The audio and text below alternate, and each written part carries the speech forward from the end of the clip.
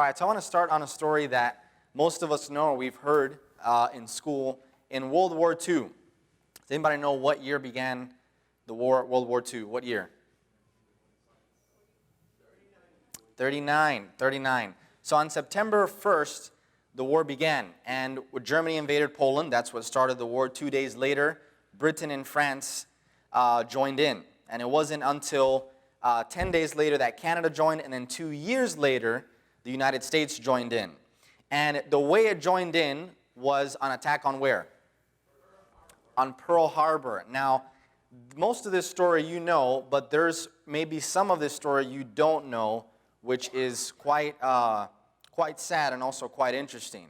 So on December 7, 1941, 2 U.S. Army privates were manning a mobile radar unit on the Hawaii island of Oahu.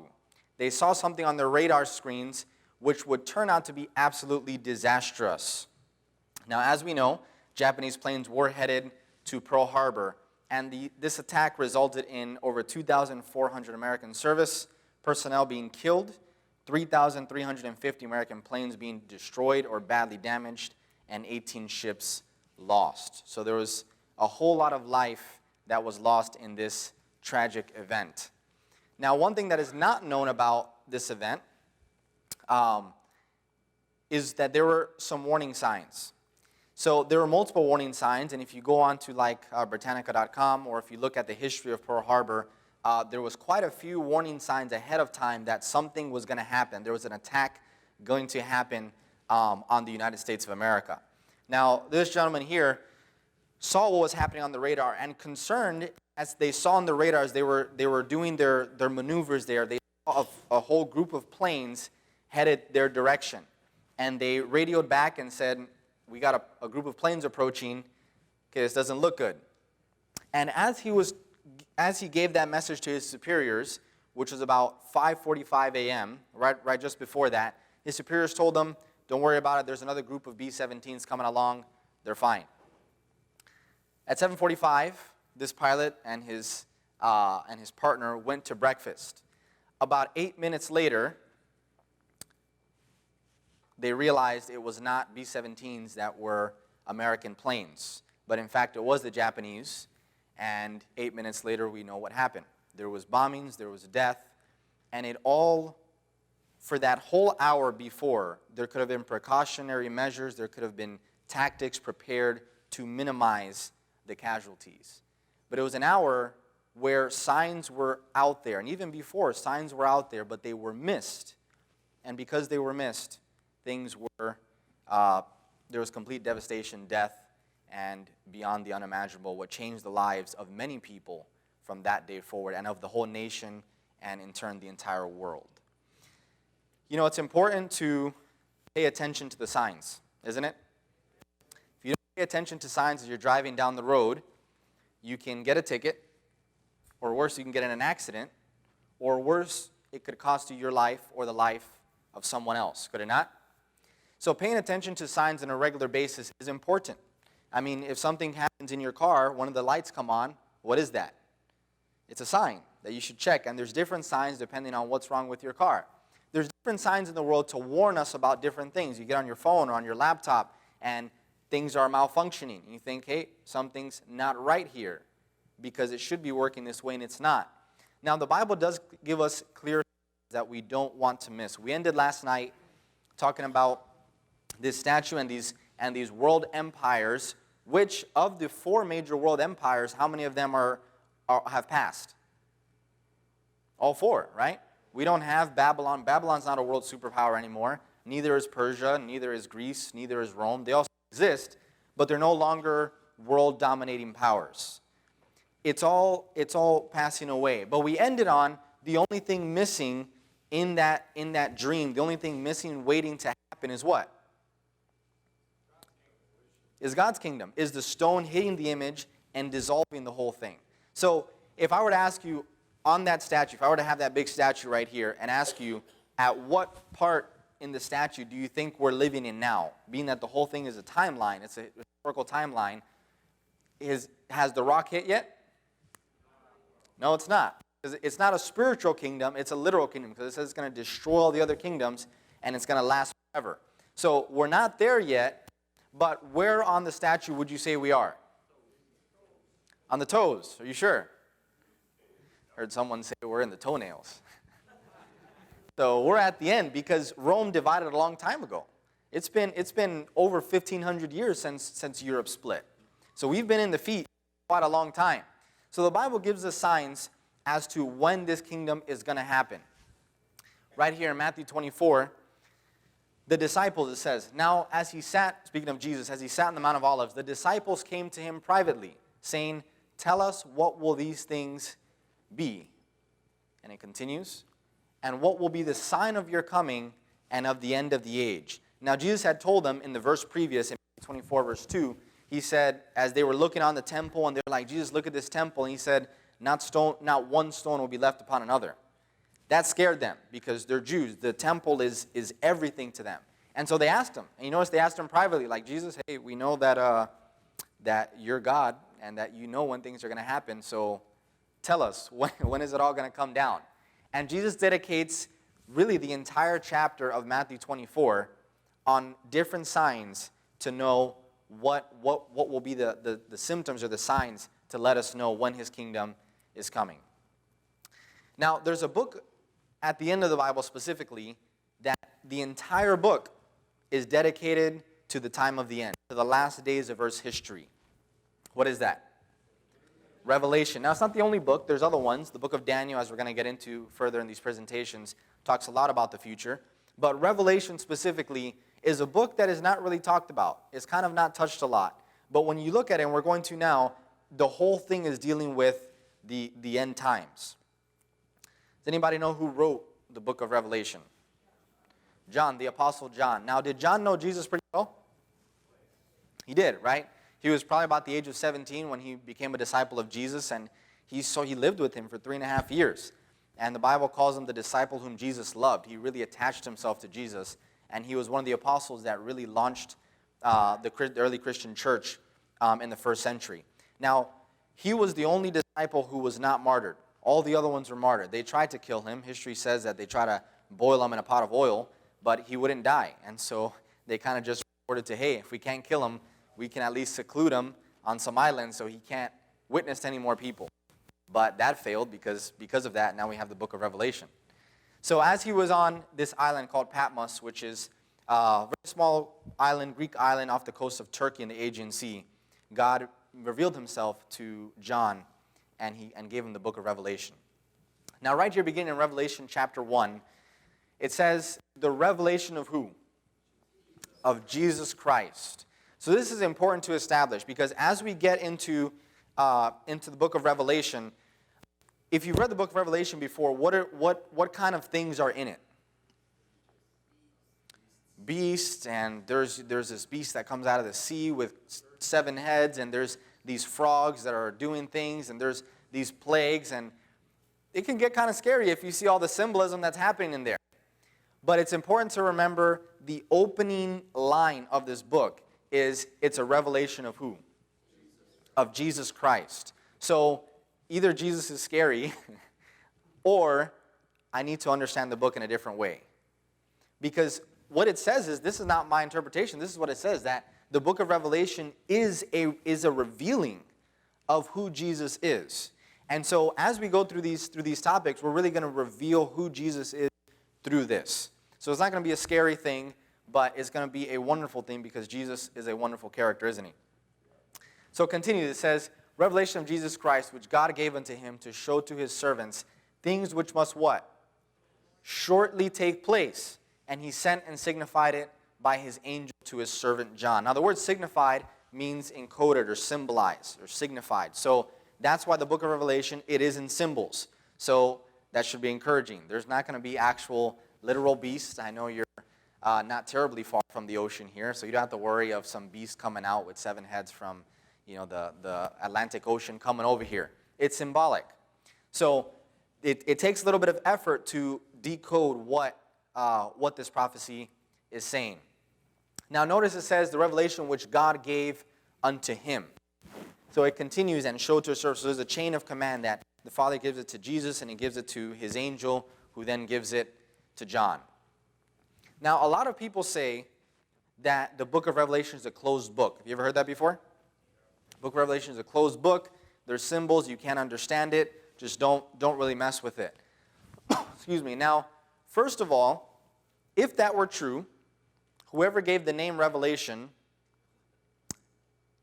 there was a typo there. Because what does revelation mean? To reveal. So that's almost like an oxymoron to say, I'm going to reveal to you what's closed. You know, it's like you open up a treasure chest, you see that there's no lock, and you open it, and there's a box inside that is locked. It's like, why'd you put it inside here if it's going to be locked anyways?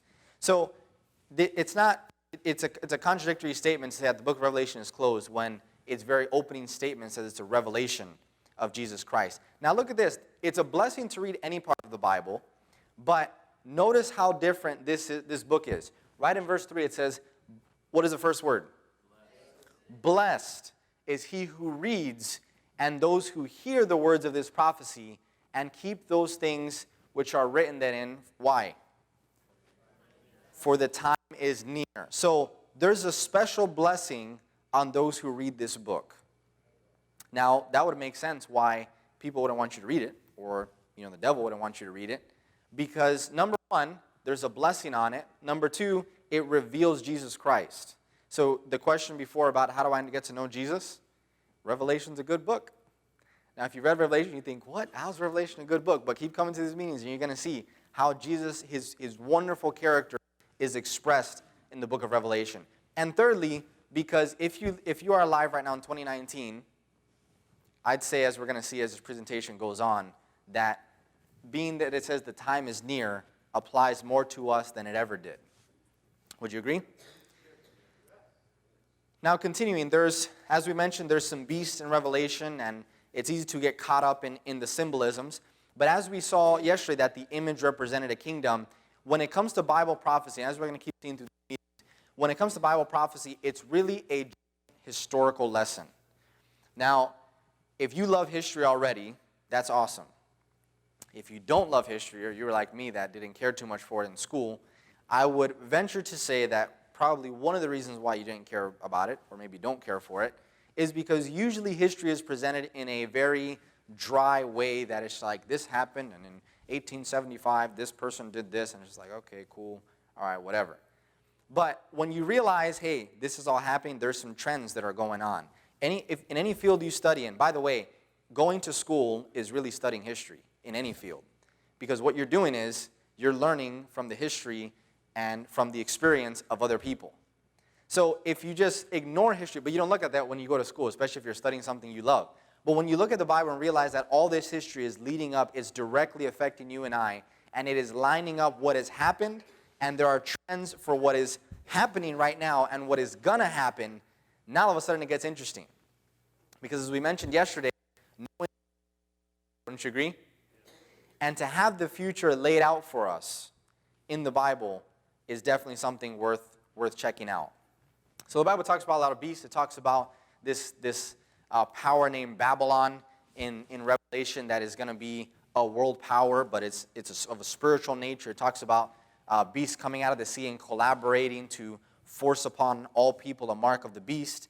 It talks about Armageddon and talks about this giant war that is basically the war to end all wars. It talks about a lot of apocalyptic end-time events that are quite significant. And finally, you get to chapter 19 of Revelation, and it ends with the second coming of Jesus. It ends with Jesus coming and establishing his kingdom. And at the end of Revelation, chapter 20, 21, and 22, it goes through how this world is then transformed, and there is a beautiful kingdom at the end. So I want to encourage you, read Revelation, because the reality is, if you read Revelation in 1 or 2 or 3 sittings, if you go through it and you understand absolutely none of its symbols, there will still be one thing very clear, that at the end of it all, God wins. Amen? Evil does not win. Truth and God and love win. You can go through the whole thing and understand all the symbols, be like, I don't get it, what do these frogs mean, what does this beast mean? But if you get to the end of it, you're going to realize Jesus sits on the throne, God wins, and evil, though it seems like it's taking over the world, at last is destroyed. So I'd encourage you to read it. Now, in terms of seeing the signs, I want to clarify, because you maybe start start getting a little red flag and saying, you're talking about all these signs. When is it coming? Are you going to say that Jesus is coming in 2020 on May 17th? No, I'm not. Okay? A lot of people have made that mistake before, and yes, it is a mistake, and we're going to see why. But a lot of people have come up before, say Judgment Day or say Jesus is coming back May 21, 2011, which is an old one. I mean, there's been a whole bunch that have happened since then, right? There's been classic examples of people predicting the day and hour of Jesus' coming, and there's been all this hype. And there's been on media outlets all these things, and the media outlets are quite smart because they are running a business, and so they realize, even though they don't believe it, but if you get this hype, it draws a lot of publicity before and after, and so it makes good money, and they make money off of these events. But sadly, many people are really led astray, and they start sacrificing and making things that are totally trusting the wrong source. As we saw last night, all the people that put their trust in Bernie Madoff in that Ponzi scheme, many people put their trust in these dates and are sadly disappointed. Now, before we investigate, I do want to stress, because all this talk about ending the world and the world ending and when is Jesus coming and this rock destroying all the other kingdoms, it could seem scary, right? And you hear all this talk about the end of the world, and you think, well, I don't really want the world to end. I mean, how many want the world to end? Nobody, right? So it's kind of scary, and we think, well, I don't know if the Bible talks about the end of the world, if I want to listen to that. Now, the end of the world the Bible presents is really the beginning. It's not the end. It's the end of the world we know now, which the world we know now, I think you would agree, is not the best, right? Now, maybe reality is probably a lot of us are quite comfortable. There may not be a whole lot of apparent suffering, but every once in a while, when something really bad happens, we get awakened to a sense that there's got to be something better. You know, in the book of Ecclesiastes, written by King Solomon, who was the wisest king, he wrote in the book of Ecclesiastes, he said, it is good to go to the house of mourning, in other words, a funeral, for he says, the wicked will lay it to heart. You know, I hate going to funerals, and I'm pretty sure most of you don't like it either. And that's because, you know, I'm sure we've all lost some people in our lives. And every time you lose somebody, it hurts, doesn't it? And it's always a reminder, and always the question comes up, where's this person going? What is life? And depending on how close they are to you, your life changes in some fashion or another. And as suffering continues all around us, we start realizing that this world is not all it's hyped up to be. And so when we talk about the end of the world, the Bible doesn't present a dreary picture of, you know, okay, all this apocalypse and all this war and all these things, and then it's over. And just everybody dies, and there's a nuclear war, and that's it. But it presents that there's going to be hope at the end of it all. Amen? That there's going to be a new world after it all. Well, there won't be any more suffering, where there won't be any more pain, where there won't be any more funerals, because nobody's going to die, and everything will be perfect. Seems almost good to be true, isn't it?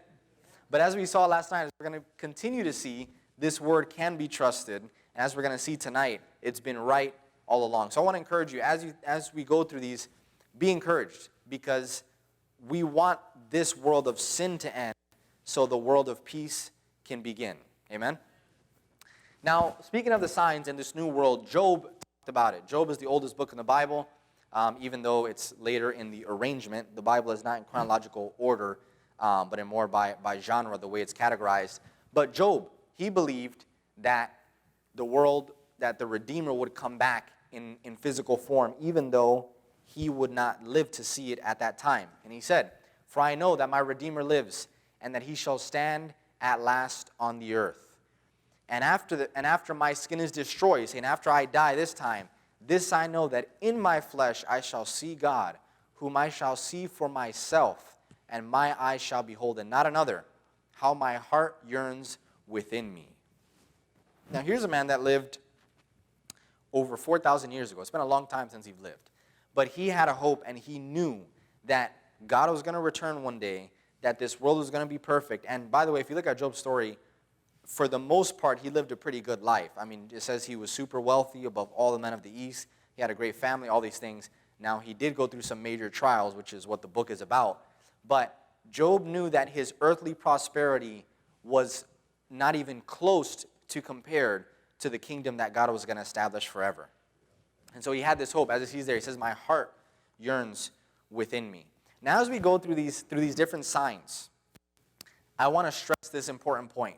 Because many times we can get carried away in all the signs and forget the main point of why God gave us the signs. God did not give us signs in the Bible so we can go around like psychics, or we can go around as people like, haha, I know and you don't. I know what's going to happen.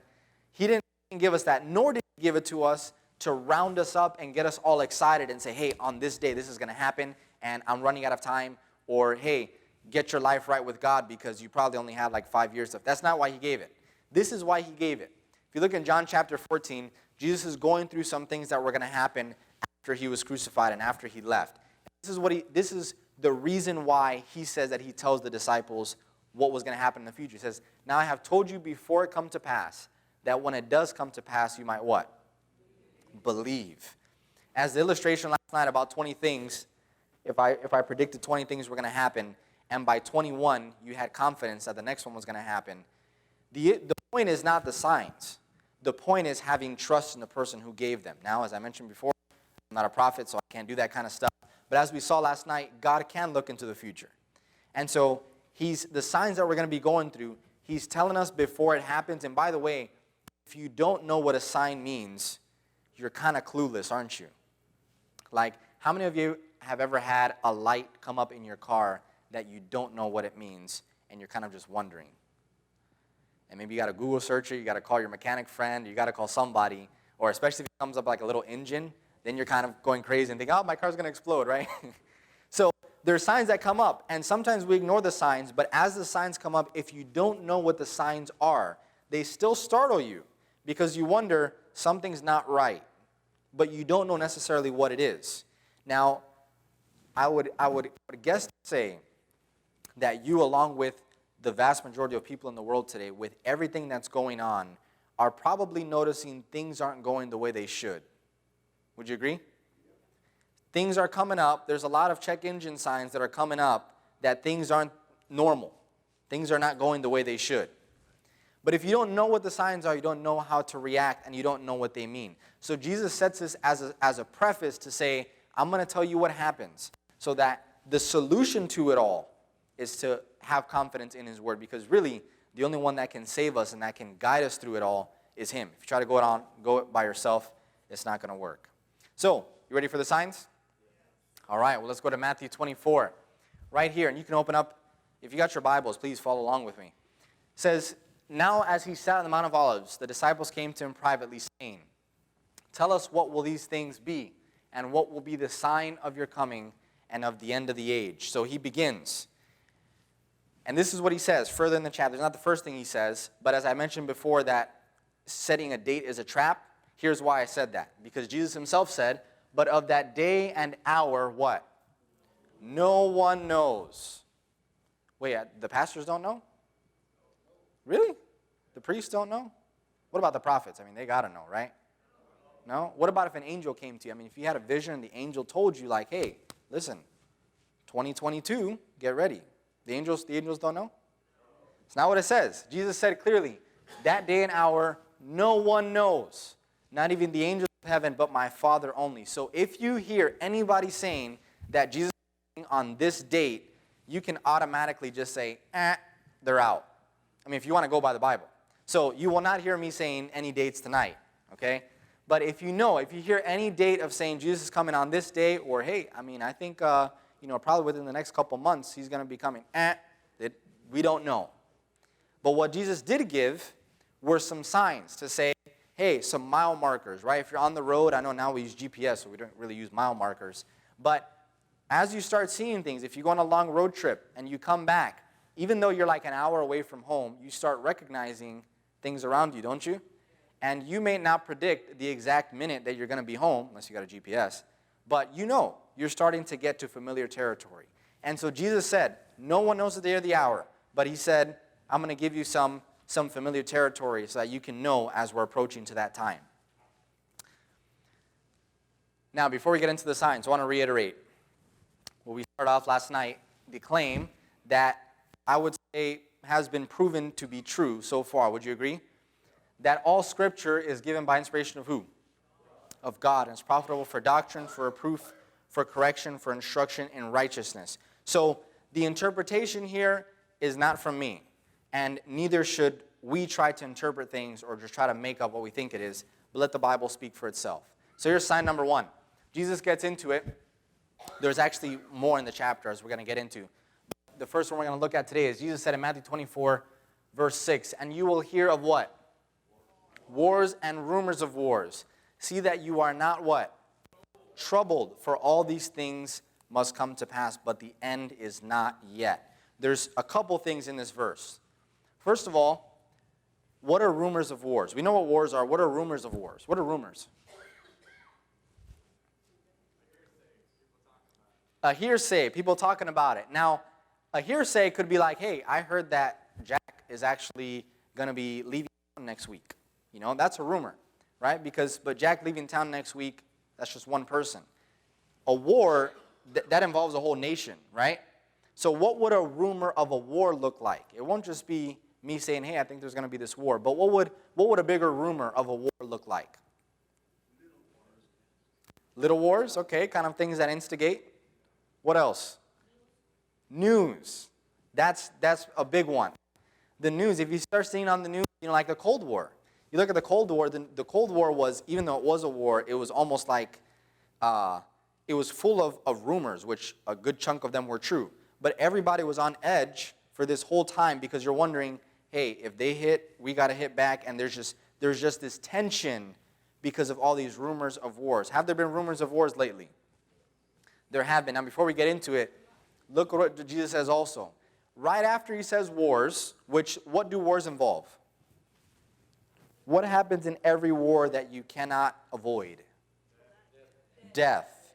I heard from a Navy SEAL once, he said, people don't realize, from a Navy SEAL that was in combat for over 20 years, he said people don't realize that in every war there are always casualties. Now, Navy SEALs are not people that spend 2 hours in the shooting range, okay? Navy SEALs are the elite of the elite. And as good as they are, he says, in war, there's always going to be casualties. There's always going to be women and children or people that were not involved that die as a result. So, in light of the fact that wars involve people, wars involve wounded people, wars involve all kinds of things which are not okay, Jesus says what? See, you're not troubled. It's like, what? See, how can that not trouble us? But he said, see, you're not troubled. Why? Why not? Why shouldn't you not get troubled? All these things must come to pass, but the end is not yet. Now, all of these things, now he's not saying don't disregard the value of life and all of that. He's not saying that, or don't care that people are dying. But what he's saying is, as you see this, as you see the sign is terrible, but the fact that you see the sign is evidence that my word is true and that what's coming after is going to happen. So, you know, knowing prophecy, by the way, is a world of a difference because two people can look at a war. One of them is seeing it for what it is presently. A war, people are dying, this is terrible. Our nation's at war, it's not okay. The other person is looking at it, and while maybe he's in tears for the loved ones he's lost, deep down inside he's smiling and has peace because he knows Jesus said this was going to happen. And if this is coming true, what's after it is also coming true. Amen? So it gives us confidence in what's happening next. So Jesus said wars and rumors of wars would come. Now, just try to imagine the massive number that Jesus must have been thinking about when he talked about wars. Now, you have here about World War II, what was happening, and does anybody know about how many millions died in World War II? Sorry, excuse me, let's start with World War I. How many millions died in World War I? 600 million. Thank God, not that many. But quite a bit lower in World War I. Just a figure. A little higher. Just above 20 million. 24 million died in World War I. World War II, 60 million. all within a span of less than 30 years. You add to that the Korean War, the Vietnam War, the Gulf War, the War on Terror. You had all these wars, and you have people saying, I mean, this is just, they say that the 20th century is the bloodiest century, and we've killed more people in the 20th century than all 19 centuries past combined. That's how many people have died in the 20th century. I mean, you think the weapons of war have just massively just transformed. And you have all these wars. I mean, we can't even imagine everything that's going on. The graveyards and the cemeteries full of people that gave their lives and people that lost their lives just in a matter of moments. Actually, just before coming here, last week, or it's been about a week and a half now, I was in Maryland at the Battle of Antietam. Anybody know the Battle of Antietam? No? Okay. You probably studied in school like I did, realize it, or it refreshed my memory when I went there. The Battle of Antietam was the bloodiest day in the Civil War. Anybody know how many people died in one day? It was over 30,000. The massive loss of life in one day. And we were there on the battleground. We got to go through it. They have a nice little museum and such there. But the amount of life that has been lost and that has continued to be lost. And I mean, they say there's so many nuclear weapons in the world today that it's the only time in history we can blow up the world like 10 times over. So the amount of life and the weapons of warfare are beyond imaginable. I imagine if we were to bring up these figures to the disciples and say, when he talks about rumors of war, he's talking about 24 million people dying and 60 million people dying and beyond. Probably wouldn't be able to even comprehend it. And he continues, that's only one sign. Now, would you say that sign is true? It's true even today. Verse 7, for nation will rise against nation. So it's going to be further description on war. And kingdom against kingdom. And there will be what? Famines. And what else? Pestilences. And what? Earthquakes in various places. Now, famines, is that happening? Okay, you realize, even though we may not be hungry in our own lives, or maybe our families may be okay, but there is famine and there is so much of the world that does not have adequate food or is not or suffers from malnourishment.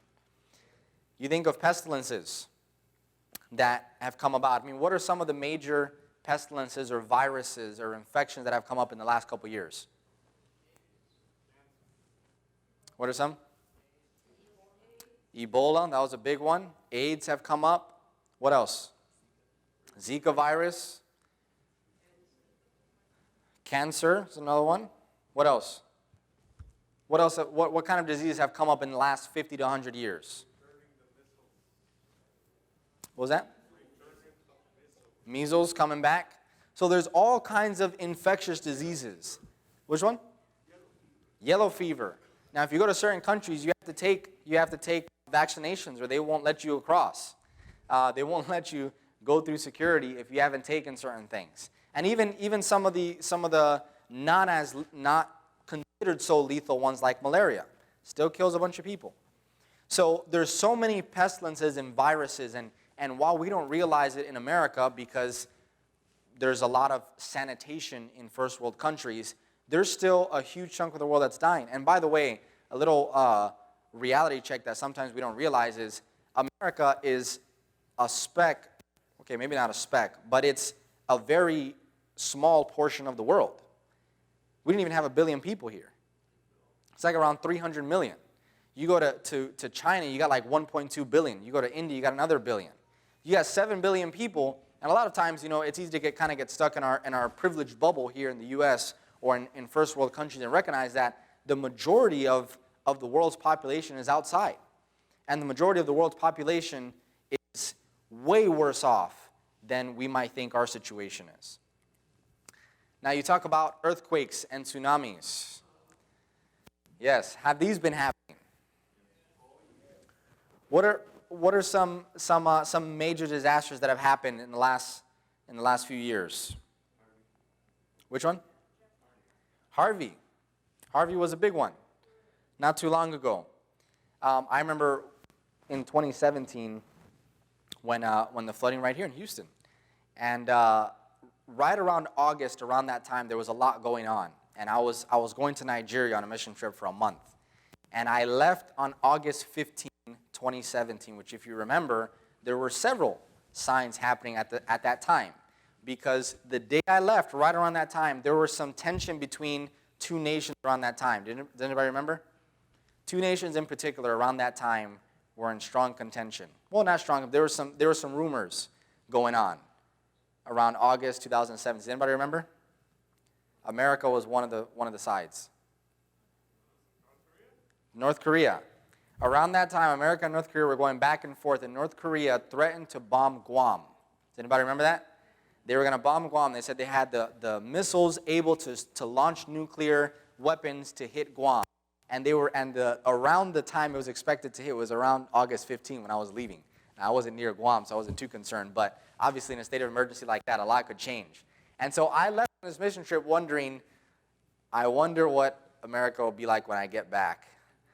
And thank God nothing happened. But when I did come back, as I was over there, I started getting updates on the news saying Houston is underwater. And I was like, what? And then I kept getting Houston is flooded, all these things. And I was just like, oh, I mean, it's got to be a flood. Maybe they had a couple extra rain. I come back and I realized, no, Houston's pretty much underwater.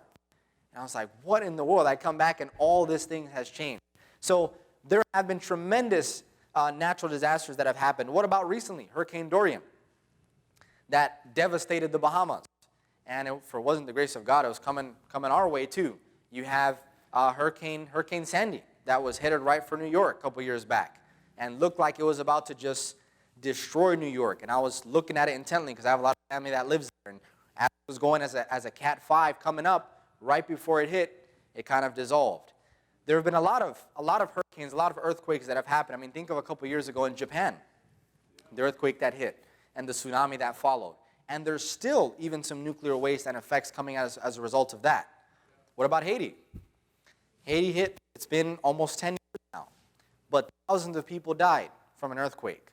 So there have been natural disasters, there have been earthquakes and hurricanes that have happened beyond measure, that as we look around, we realize something is happening. This is not normal.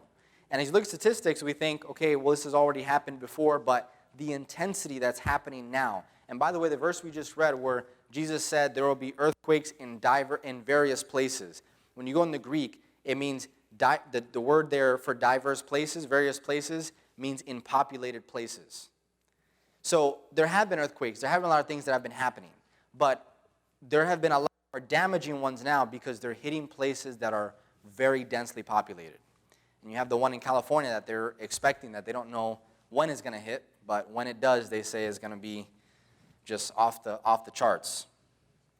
So you have more hurricanes that have come out. You have drought, right? It's been dry here. I mean, you had for years in California. I have my brother and my dad live in California, and they were rationing water because they were out of water. And then after a while, then they got a whole bunch of water. Now you think of what else is going on over there.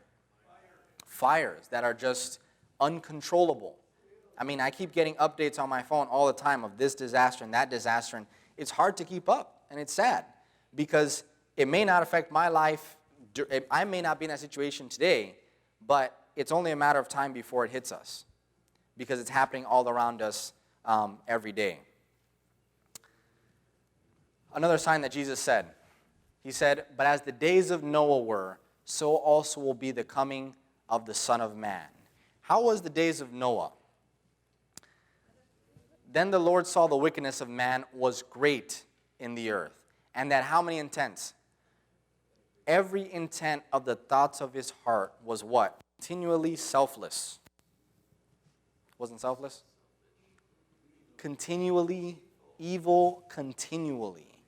That is just for the entire planet to just have their thoughts evil continually is I would say hard to imagine, but then not so hard to imagine, is it? And it says the earth was also corrupt before God, and the earth was filled with what? With violence. Is the earth filled with violence today? Are the thoughts of people's heart good, or are they increasingly evil?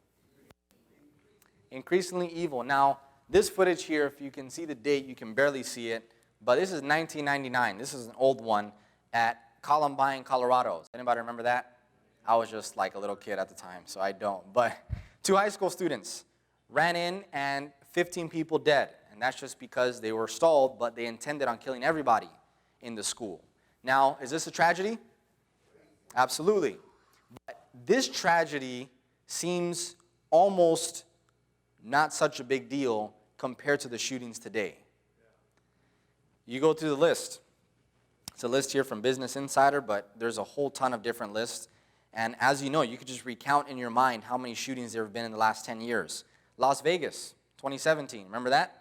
59 dead, more than 850 wounded. Orlando, Florida, June 12, 2016, 50 dead, 53 wounded. Virginia Tech, remember that? 2007, April 16, 32 dead, 17 wounded. Same thing, a shooter went in to the university there. Southern Springs, Texas, right here, 2017, November 5, 26 dead, 20 wounded. Sandy Hook, remember that? Shook the nation, 2012, December 14, 26 dead, children, and 2 wounded. Killeen, Texas, 1991, this is a long time ago, 23 dead, 27 wounded. You go further back, and these are kind of sporadic events. You go into just what has happened in 2019, and it's a list of what has not happened in decades in previous years. And you go through the list. Parkland, Florida, last year, 17 dead, 17 wounded on February 14, where you had Nicholas Cruz that came and with assault weapons. And by the way, he had been planning this. You look at the videos. He had been declaring that he was going to do something like this before. You had El Paso, Texas, just not too long ago. 22 dead, 24 wounded. The list goes on. And you know what's something specifically sad with these, and something that is not only a sign to me, but it's a flashing sign, is the shootings and the violence nowadays. It's not vengeance. It's just straight malevolence. It's straight, because there's no intention. You know, and by the way, this is the stuff that goes on the news in America. This is not a comprehensive list of all that happens in the world. This is not a comprehensive list of all that happens. This is not including the gang violence. People die every day from gang violence. This is not, I mean, if we could spend the whole entire seminar just on lists of violence that is happening. But to think that before, gang violence, it's a little bit, okay, there's an attack here, there's vengeance going back to the attack. But you look at the shootings and the violence now, and it's just evil. There's no intent. There's no vengeance in going back and killing innocent people. They're killing people they don't even know. I mean, Las Vegas, a man, he planned that. I mean, he went for like a week planning and bringing in weapons, and then just open shoot on a crowd with no intention. There's no intentional, like he's trying to target somebody. He's just targeting as many people as he can kill. You have people driving their cars into crowds of people. You have going into a school and shooting little kids. The class of murder, the class of violence has escalated to a whole nother level. And so as we look at these signs, Jesus is saying, hey, things are ramping up. And there's all kinds of talk of how to stop the violence, because it's getting out of control. Authorities are working full time on it, but there's too much to handle. But Jesus said, all these are what? The beginning of sorrows. Now, it's sad. On one end, it's sad because the world must get worse before it gets better, before God changes the whole thing. But here's what's really interesting about this verse. Jesus said all these are the beginning of sorrows. The Greek word for sorrows there is odin, which means labor pains. Obviously, I'm not a woman, neither am I a mother. I don't have kids, and so I don't have personal experience of labor pains. But I do know a little bit from what I've heard. My sister was starting to be a midwife and such. And you tell me if I'm wrong. But when you're pregnant and the baby's coming, you start getting what? Contractions. You start getting pains. And the closer you get to the delivery date, they start getting more intense and more frequent. All right? If you go 15 months with just light contractions and the baby doesn't come out, something's wrong, right? But as the date is approaching, and how does the husband or whoever's with the mother there know to take them to the hospital? Because the time of the contractions. And there are people all the time, mothers that go to the hospital, and the doctor will say, well, how much are their contractions? How much time apart? And if it's a long time, I'll say, hey, go home, you're fine. It's not yet. Jesus said all of these things are the beginning of labor pains. So, has there been earthquakes and shootings and pestilences since the beginning of time? Yes. Jesus said the fact that they're going to be there is not what's surprising. But he says, think of that. The closer we get to the end of the world, the closer we get to the rock hitting the feet and Jesus' kingdom being established, the more intense these natural disasters are going to be, and the more frequent. They're just going to be hitting one after another. And I would say they're getting almost too intense to handle. Wouldn't you agree? Now, here's the encouraging part. Jesus said, now when these things begin to happen, don't look down and cry, but lift up your heads, because your redemption draws nigh. If you're stranded on the sea, your ship has crashed, and you're on a survival boat, but you hear on the radio, you finally communicate with the Coast Guard, and they say, when you see the light, we're coming. You shot up there, and even though things are sinking and things are going all around, you're freezing, and maybe your boat is losing air, but when you see the light of the boat coming, even though your ship is sinking, you start getting excited, right? You start getting, because you know help is on the way. And so Jesus is saying, as you look at this, it's terrible. People are dying. There's all these calamities. It's terrible. But when it happens, I'm telling you right now, I'm telling you before it happens, so that as it happens, you can endure it. But as it happens, you can get excited because you know what's coming after is actually true. Amen? Look at another sign. Daniel chapter 12, verse 4. But unto you, Daniel, shut up the words and seal the book until the time of the end. Many shall run to and fro, and knowledge shall increase. Now this is, of course, talking about spiritual knowledge, which, by the way, the amount of knowledge when it comes to the book of Daniel and the book of Revelation, which this little book that was sealed in the book of Revelation, chapter 10, it says that it's opened because the time of the end is now. But it certainly applies to technology. This right here, on the left, on your left, is a 5 megabyte hard drive in 1956 that they're loading onto an airplane with a forklift because the thing is so heavy. And it's 5 megabytes. 5 megabytes compared to this little thing, which has got 1,638 times the space as that. I went to Best Buy the other day. I haven't bought a flash drive in literally like years because I had a couple and they were fine. And I went and there was a 128 gig flash drive for $11. And I legit asked the store clerk, I was like, is brand terrible or what's going on? Why are they so cheap? And it was SanDisk. And she was like, no, it's a good brand, but it doesn't cost them a lot, and so they can sell it at that price. I was sketchy because I haven't been shopping, for a flash drive in a couple of years. And I'm thinking, how do you have 128 gigs on that little thing for $11? I mean, before, like last time I bought a hard drive, which I don't know, maybe like 5-6 years ago, it was like, paid like $60 for a thing of like 500 gigs. And now you got 28 for $11. So has knowledge increased? Tremendously. Try telling a little kid that there used to be black and white TV, and that if you wanted to change the channel, you got to go up and change it. Hey, in a couple of years, you tell somebody you got TV or dish satellite, they're going to laugh at you. Because now, cable companies are struggling. Because you got all these type of online internet TV that has got everything on there. I mean, I'm not even 30. And I start telling like grade school kids how things were in my day, like floppy disk and all that stuff, and I feel old. I'm like, man, I'm not that old, but just things have changed rapidly, Going from floppy disk, I remember the first computer at our house was a big old box. I mean, it's like this. The computer screen is like this whole podium, And you can't get on the internet and talk on the phone at the same time because it just doesn't work. So you're on the computer, and you on the phone, and you gotta say, hey, get off the phone, I'm on the computer. Now, everything is just, right here. This phone is way more advanced than computers back then. So knowledge has definitely increased. And this is just, we're talking with computers and these things. If we were to go beyond and talk about what's really happening now with AI, artificial intelligence. You have NASA and SpaceX trying to go to the moon.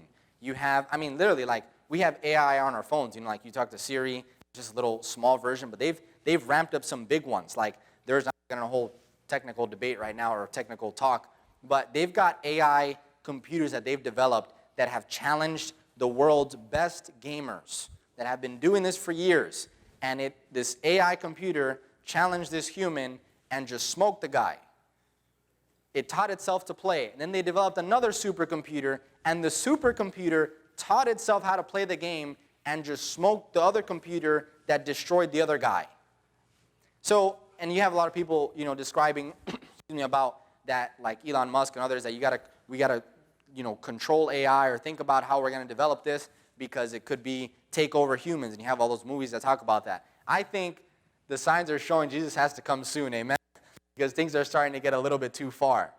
But the point is, the level of technology that has accelerated is just beyond comprehension. I mean, literally, probably in a couple years, you know, kids will start laughing at us to say, yeah, I actually texted to send a message. You know, who knows what they're going to come up with next. But it's shifting so rapidly. I mean, to think that only a couple years ago, iPhones didn't even exist. Now they're on 11. It's crazy. Jesus answered and said to them, here's another sign. We're gonna wrap this up here pretty soon. Jesus said, take heed that no man what? Deceives you. For many will come in my name. Whose name is that? In Jesus' name. So they're Christians saying, I am the Christ, and will deceive many. Jesus doesn't stop at just natural disasters and technology. He says there's going to be religious deception everywhere. There's going to be people claiming that, hey, I'm a follower of Jesus, and follow me because I follow Jesus. Have people come around like that? Jim Jones, just to name one here. How many know Jim Jones? Remember Jim Jones? 1931 to 1978. Pastored a church, and it was seen to be a model of racial harmony. And even the First Lady, Rosalind Carter, met with him on several occasions. And the mayor of San Francisco said that he was a great fellow. He wasn't a weirdo that people thought was crazy. I mean, we think so because we know what he did. But at the time, he seemed like a nice guy. But seemingly a nice guy, seemingly a religious figure, in 1978 led 900 of his followers to basically commit suicide. Well, they didn't know, but poisoned them all. 300 of them being children. And this man said, if you want me to be your friend, I'll be your friend. He said, if you want me to be your God, I'll be your God. So he stood in the place of Christ, and sadly, those who believed him, it led to their death. Now, the devil still wants to deceive people. That's just one person, but there is deception everywhere. And it's very difficult at times to decipher between the deception. But God wants us to pay attention to his word, to study, and as we study, to give us spiritual understanding so that we can know and decipher between it. If somebody tells you, hey, I'm coming from Jesus, I'm doing this, just like the first question about how do you know God? If someone says, I come in behalf of James, and I'm here to give you this gift.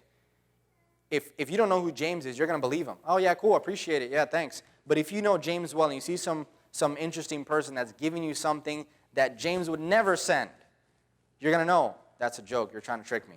So it's super important to know who Jesus is because people are here now. There have been people that have come before, and there are people, a whole lot more coming, that are going to say, hey, follow me, I'm sharing the Bible, and I'm following Christ. And if we're not looking at things and comparing them for ourselves, we're going to be like, yeah, that makes sense, let me follow him. And we're going to go right into a deception. Now, I want to go to 2 verses really quick. So if you open, these are not on the screen. So if you open your Bibles to Matthew 24, as we've been there for a good while now. Matthew 24, verses 32 to 33. Look at what Jesus said. As we mentioned before, we don't know the day or the hour. Jesus said, now learn the parable of the fig tree. When its branches has already become tender and puts forth leaves, you know that what? Summer is near. So you know also when you see all these things, know that it is near, even at the doors. Jesus says that as you see all these signs that we've looked at, and there's a whole lot more in Scripture, as you see them, he's saying, You will not know the day or the hour. And, they put a date on, like winter and spring and all that, right? But when is it ever right? I mean, like, was it September 22 that it's fall and December 22 that it's winter? When does it, well, maybe here in Texas, because it's kind of all one season for you guys. But in Virginia, where I live, or in Ohio, where I grew up, where you have all 4 seasons, you can't be like, okay, it's nice and warm, September 22. Oh, man, I got to get a jacket on. Or, oh, it's decent weather, December 22. Oh, it's snowing, great. It never happens that way.